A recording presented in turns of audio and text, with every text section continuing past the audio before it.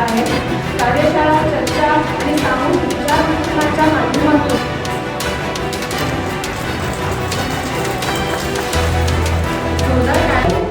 प्रशासन आहे. आम्ही दोघांनी सांगितलं की जर ठरवलं तर खूप चांगलं काम होईल. आता इथं आलेल्या नागरिकांपैकी पुन्हा कुणाच्या घरापाशी पुन्हा कुणाच्या जागेमध्ये अतिक्रमण आहे, हे जर पहिली सुरुवात काढायला माझ्यापासून जर केली तर शहरामध्ये अधिकृत बांधकामं ही योग्य पद्धतीची जी आहेत, जी आपल्याला मंजूर प्लॅन प्रमाणे आहेत, हे जर आपण पहिलं काम केलं तर आपले रस्ते सुटसुटीत होतील. आपल्याला ट्रॅफिकची अडचण, ज्या ठिकाणी नाले अडवले, ज्या ठिकाणी ड्रेनेज अडवलेले आहेत, ज्या ठिकाणी मोठमोठ्या आपले पूर्वीपासूनचे नॅचरल ओढे आहेत ते अडवलेले आहेत, ते जर आपण रिकामे केले तर आपल्या गावात पूर परिस्थिती किंवा पावसाळ्याच्या काळामध्ये जी काय आपल्याला घराघरामध्ये जाऊन आमच्या घरात किती पाणी शिरलं, आमच्या घरात येऊन बघा आमचं किती नुकसान झालं, हे देखील काम आपल्याला करावं लागणार नाही. याला जबाबदार कोण आहे? याला जबाबदार पहिलं प्रशासन आहे आणि त्यानंतर लोकप्रतिनिधी आहे. आता प्रशासनाला आम्ही सांगितलं बाबा इथं असं अनधिकृत बांधकाम चाललंय, आमचं नाव सांगतात समोरच्यांना की आमदाराचा फोन आलाय तेवढं तुमचं काम थांबवा. आमची अपेक्षा एवढीच आहे, जो या शहरामध्ये डेव्हलपमेंट करतो, जो रोजगार करतो, जो विकसित बांधकामाच्या माध्यमातून व्यावसायिक आलाय, त्या व्यावसायिकावरतीचा आपण अंकुश आणला पाहिजे.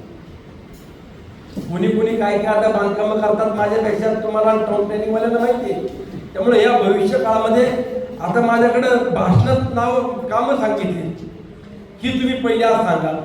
आता ही कामं करत असताना आंध्रा धरणावरून बंद पाईपलाईनद्वारे पाणी आलं पाहिजे, त्याकरता तर नक्कीच आम्ही पाठपुरावा करतोय.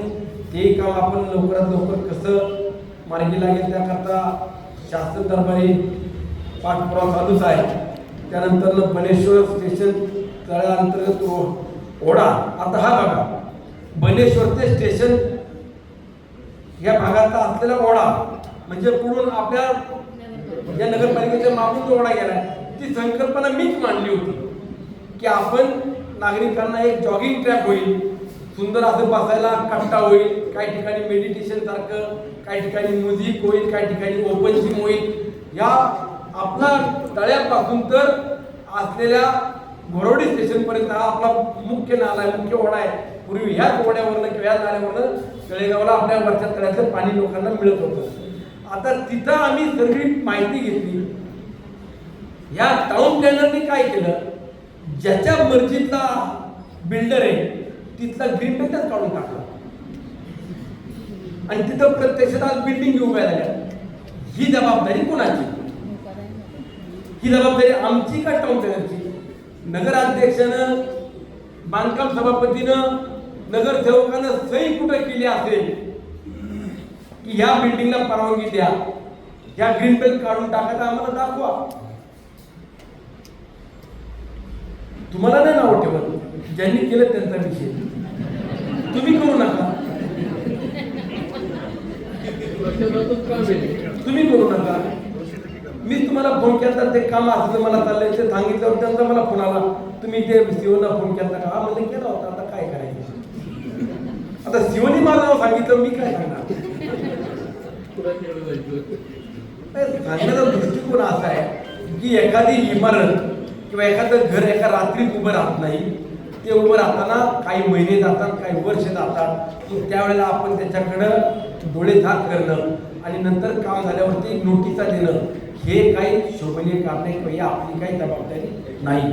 म्हणून आगामी काळामध्ये आपण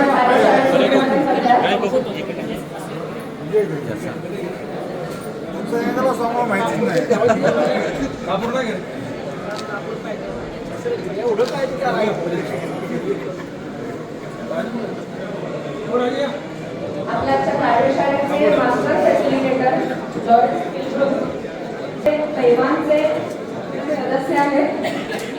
आमदार सुनील शेळके, मुख्याधिकारी सुद्धा आज उपस्थित आहेत.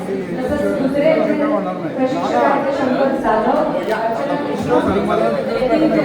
सत्यम ठाणे, सगळ्या नगरसेविका आणि मान्यवरांना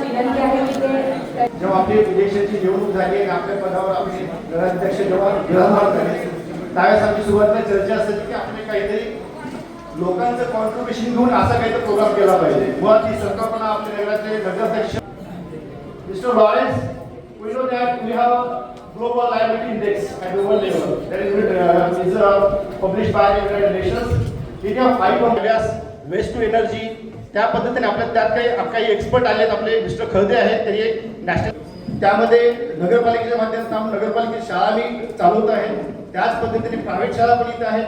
त्याचे इनपुट्स आम्हाला सिक्युरिटी पोलीस डिपार्टमेंट आहे, त्यामध्ये आता आहे नगरपालिका म्हणून आम्ही सीसीटीव्ही शहरामध्ये आघाडी सरकार यांचा इतिहास आपल्या शहराला लाभलेला आहे. त्या बाबतीमध्ये आपण एक कल्चर थीममध्ये काय करू शकतो का शहरासाठी, किंवा शहरामध्ये कुठला असं फेस्टिवल घेऊ शकतो का वर्षभरामध्ये एका डिसेंबर महिन्यामध्ये वगैरे, जेणेकरून आपल्याला शहरामध्ये शहराचा आपला तळेगाव हा प्लॅटफॉर्म नॅशनल लेवलला इंटरनॅशनल कसा पोहोचला पाहिजे, ह्या दृष्टीने मला काही इनपुट्स आवश्यक आहे तुमच्या of this session I think. And according that we get inputs, we will follow that inputs and we will prepare the document which will be a visionary document for the further 10 years and 15 years. सगळ्यात महत्त्वाचं काय आहे, आपली जी नगरपालिका त्या महापालिका आणि ज्या संस्था स्थापन झाल्या त्या मुळात 74 कन्स्टिट्यूशनल अमेंडमेंट 1990 घेतले. तो सर्वात महत्त्वाचा निर्णय काय आहे, तो मॉनिटायझेशन पॉलिसी. त्यामध्ये काय महत्त्वाचं आहे, ह्या टोटली पब्लिक प्रायव्हेट पार्टनरशिपच्या बेसिसवर आपण वेगवेगळे शहरातले जे आरक्षण आहे ते आपण डेव्हलप करू शकतो. या प्रोग्रामच्या माध्यमातून अपील करतो 44,000 कोटीचा फंड आहे, त्यामध्ये 11,000 कोटी हे केंद्र सरकार देणार आहे. तो संबंधित नगरपालिकेने उभा करायचा आहे. तो नगरपालिकेने उभा करताना त्यामध्ये आपण बँकेकडून कर्ज घेऊ शकतो किंवा अनेक असं मला या वास्तविकच्या माध्यमातून सांगायचे. परत एकदा आपण सर्व अधिकारी त्याबद्दल खूप धन्यवाद. Thank you very much.